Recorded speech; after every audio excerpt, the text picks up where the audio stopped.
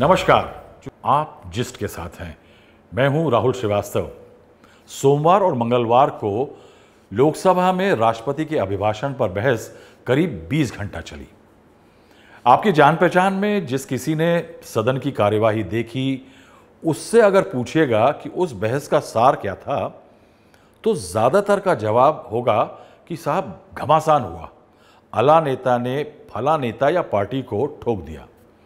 चाय के ठियों पर लोग जिरह करेंगे कि उनके पसंदीदा नेता ने क्या छक्का मारा और अपना पलड़ा भारी कर लिया।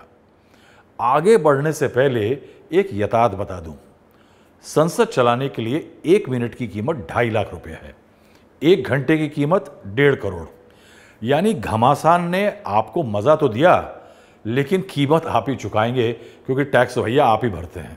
माननीय सभासदों, मैं ये भी बता दूं कि ये 18वीं लोकसभा का पहला सत्र था और जो उस 20 घंटे की बहस में हुआ, उससे लगता ये है कि आने वाले दिनों में संसद में हालात बद से बदतर होने वाले हैं।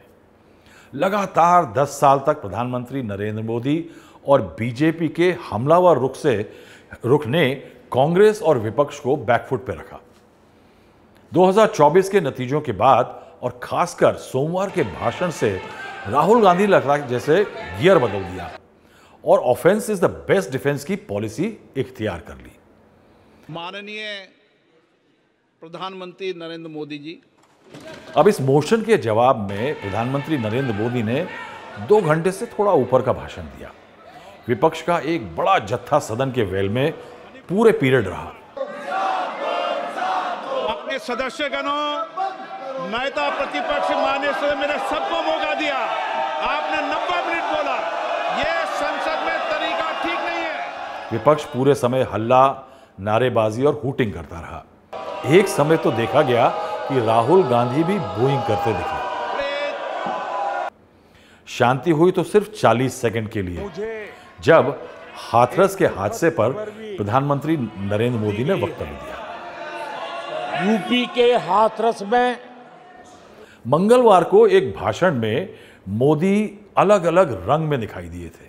प्रधानमंत्री नरेंद्र मोदी, राजनेता मोदी और स्ट्रीट फाइटर मोदी, ये अलग अलग रोल के अलहदा थीम थी। अब इस भाषण को एनालाइज करना है तो मेरे पास 5 थीम है। पहली थीम, सबसे पहला और अहम, राहुल गांधी की उठती साख को गिराना था। भाषण की थीम थी। यह बीजेपी के लिए जरूरी है। चुनाव के नतीजों के बाद से राहुल गांधी विपक्ष के सभी नेताओं से ऊंचे दिखने लगे हैं, जबकि विपक्ष के पास नेता ना होना अब तक की विपक्ष की सबसे बड़ी कमजोरी माना जाता था। यानी विपक्ष को गिराने के लिए राहुल गांधी को धकेलना जरूरी था। 2014 से नरेंद्र मोदी ने राहुल गांधी के तमाम नामकरण किए हैं। शहजादा और पप्पू के बाद आज आया बाल बुद्धि। आशय था नासमझ और गैर जिम्मेदार। बालक बुद्धि में ना बोलने का ठिकाना होता है और न ही बालक बुद्धि में व्यवहार का कोई ठिकाना होता है। और जब ये बालक बुद्धि पूरी तरह सवार हो जाती है तो सदन में भी किसी के गले पड़ जाते हैं। ये बालक बुद्धि अपनी सीमाएं खो देती है तो सदन के अंदर बैठ करके आंखें मारते हैं, आंखें मारते हैं। कल यहां बालक बुद्धि का विलाप चल रहा था।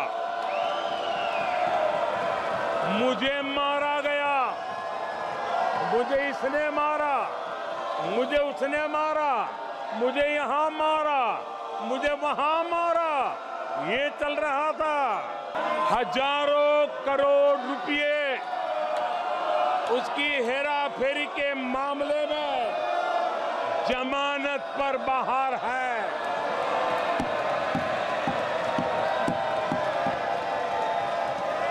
ये ओबीसी वर्ग के लोगों को चोर बताने के मामले में सजा पा चुके हैं। आज देश इनसे कह रहा है तुमसे नहीं हो पाएगा, तुमसे ना हो पाएगा। अब दूसरी थीम। सोमवार को नेता प्रतिपक्ष यानी leader of opposition Rahul Gandhi ने प्रधानमंत्री मोदी, उनकी सरकार, पार्टी और पॉलिसीज पर बोफोर्स गन्स की तरह से गोले बरसाए। कांग्रेस की नई रणनीति में राहुल गांधी और उनके साथियों ने के निशाने पर बीजेपी के वो एजेंडे दिख रहे हैं जिनके सहारे केंद्र की सत्ताधारी पार्टी ज्यादातर आसपास के दिनों में चुनाव जीतती रही है। इनमें शामिल हैं बीजेपी का हिंदुत्व एजेंडा, अयोध्या, उत्तर प्रदेश, बीजेपी का राष्ट्रवाद, मोदी की न खाऊंगा न खाने दूंगा वाली छवि और बीजेपी और सरकार की नीतियां। सोमवार को राहुल गांधी भगवान शिव और गुरु नानक जी जैसी तस्वीरों को पकड़े दिखे। दलित और ओबीसी वोट को रिझाते मिले। प्रधानमंत्री ने पॉइंट बाय पॉइंट सोमवार को राहुल गांधी के हमलों पर पलटवार किया और इन मुद्दों पर बीजेपी की पकड़ दोबारा घेरने की कोशिश करी। और जो लोग अपने आप को हिंदू कहते हैं वो 24 घंटा हिंसा हिंसा हिंसा। एक सोची समझी रणनीति के तहत इनका पूरा इकोसिस्टम, हिंदू परंपरा, हिंदू समाज, इस देश की संस्कृति, देश की विरासत, इसको नीचा दिखाना, उसे गाली देना, उसे अपमानित करना, हिंदुओं का मजाक उड़ाना, इसे फैशन बना दिया है कि आज हिंदुओं पर झूठा आरोप लगाने की साजिश हो रही है, गंभीर षड्यंत्र हो रहा है।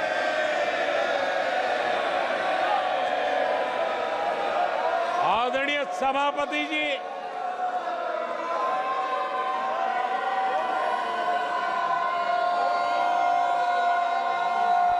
आदरणीय सभापति जी,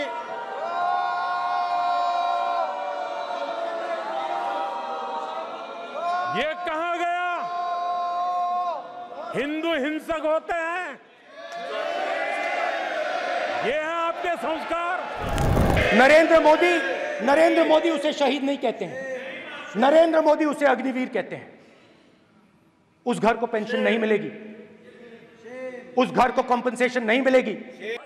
हमें हमारी सेनाओं को उसी चुनौतियों के अनुरूप तैयार करना, ये बहुत बड़ी जिम्मेवारी होती है, जिसको निभाने के लिए गालियां खा करके भी, झूठे आरोप सह करके भी, मुंह पर ताला लगा करके हम काम कर रहे हैं। ऐसे समय देश की सेना को आधुनिक बनाना, सशक्त बनाने के ऐसे समय कांग्रेस क्या कर रही है? ये झूठ फैला रहे हैं। बाबा साहब की तरह ही दलित नेता बाबू जगजीवन राम जी को भी उनका हक नहीं दिया गया। कांग्रेस ने चौधरी चरण सिंह जी के साथ भी यही व्यवहार किया, उनको भी नहीं छोड़ा था। पिछड़ों के नेता, कांग्रेस पार्टी के अध्यक्ष, बिहार के सपूत सीताराम केसरी के साथ भी अपमानित व्यवहार करने का पाप इसी कांग्रेस ने किया। अब आते हैं थीम नंबर 3। पूरी स्पीच का एक और स्टैंड आउट फैक्टर था। 2 घंटे के भाषण में कांग्रेस के सिवा प्रधानमंत्री मोदी ने किसी और पार्टी का जिक्र ही नहीं किया। अब कांग्रेस विपक्ष की एकजुटता की धुरी बनती दिख रही है। नेताओं के मामले में भाषण राहुल गांधी सेंट्रिक था, नरेंद्र मोदी जी का। हाँ, मुस्कुराकर एक बार समाजवादी पार्टी प्रमुख अखिलेश यादव का नाम लेकर उनके गोस्वामी तुलसीदास के दोहे पर प्रधानमंत्री मोदी ने एक दोहा जड़ा था। अखिलेश जी, तुलसीदास जी ने कहा है, जूठई लेना जूठई देना, जूठई भोजन जूठई चबेना। कांग्रेस ने झूठ को राजनीति का हथियार बनाया। कांग्रेस के मुंह झूठ लग गया है। जैसे वो आदमखोर एनिमल होता है ना, कांग्रेस के इतिहास में ये तीसरी सबसे बड़ी हार है। तीसरा सबसे खराब प्रदर्शन है। ये परजीवी उसी को ही खाता है। कांग्रेस भी जिस पार्टी के साथ गठबंधन करती है उसी के वोट खा जाती है और अपनी सहयोगी पार्टी की कीमत पर वो फलती फूलती है। आप सबको शोले फिल्म की वो मौसी जी याद होगी।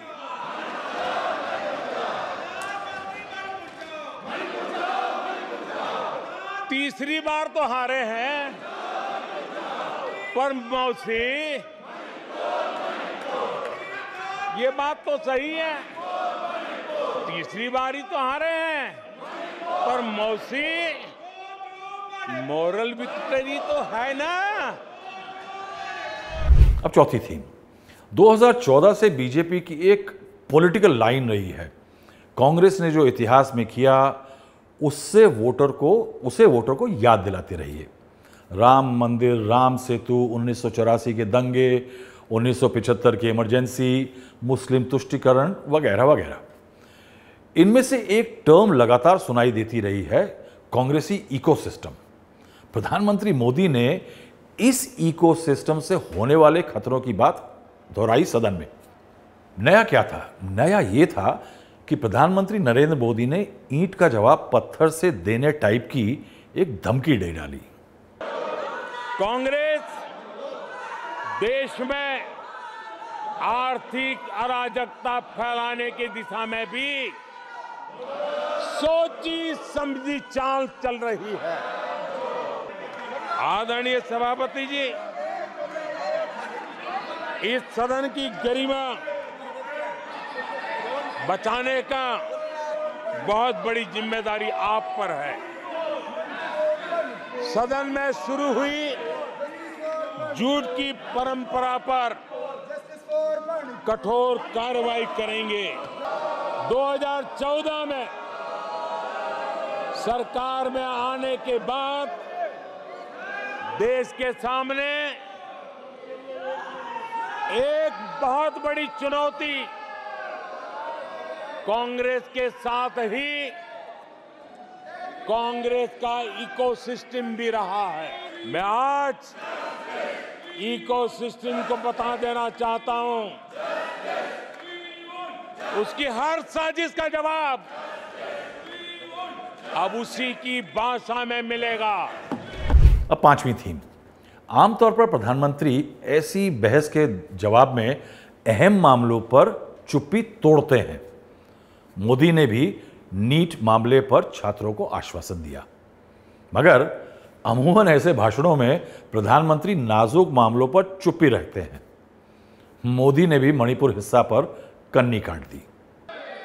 युवाओं के भविष्य के साथ खिलवाड़ करने वालों को कतई छोड़ा नहीं जाएगा।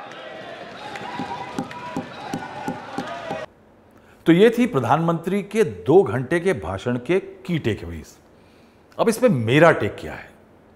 18वीं लोकसभा के पहले सत्र का पहला राउंड किसने जीता? साहब, ये जनता जनार्दन तय करेगी, मैं नहीं। छोटे सत्र में यह लगा कि विपक्ष के पास अनूठा राजनीतिक वज्र ना हो, लेकिन कुछ नयापन जरूर है। दूसरी तरफ सरकार और बीजेपी एक पुराने नैरेटिव को नई बोतल में भरती दिख रही है, और यह वही नैरेटिव है जो 2024 में बीजेपी को 303 सीटों से 240 तक ले आया है। उसे कांग्रेस, राहुल, इमरजेंसी, हिंदू मुसलमान, यूपीए सरकार का भ्रष्टाचार, इस तरह का जो नैरेटिव उनका बना हुआ है, उसको लगता है त्यागना होगा और भारत एक खोज के रास्ते पे जाना होगा। अब जाने से पहले एक बात और कहूंगा, 2 घंटे शोर शराबा हूटिंग करने से विपक्ष ने अपना आक्रामक तेवर दर्ज करवा दिया। विपक्ष के नेता लगातार वेल में खड़े रहे, लोकसभा स्पीकर की एक नहीं सुनी। प्रधानमंत्री नरेंद्र मोदी ने यह मौका पकड़ लिया संयुक्त विपक्ष के विक्टिम होने का।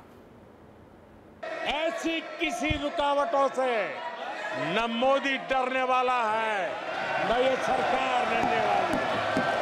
जिन संकल्पों को लेकर के हम चले हैं, उन संकल्पों को पूरा करके रहेंगे। आज इस कार्यक्रम में इतना ही। रोज थोड़ा समय हमारे लिए निकालिए, जिस न्यूज़ को देखिए, लाइक करिए, सब्सक्राइब करिए। धन्यवाद।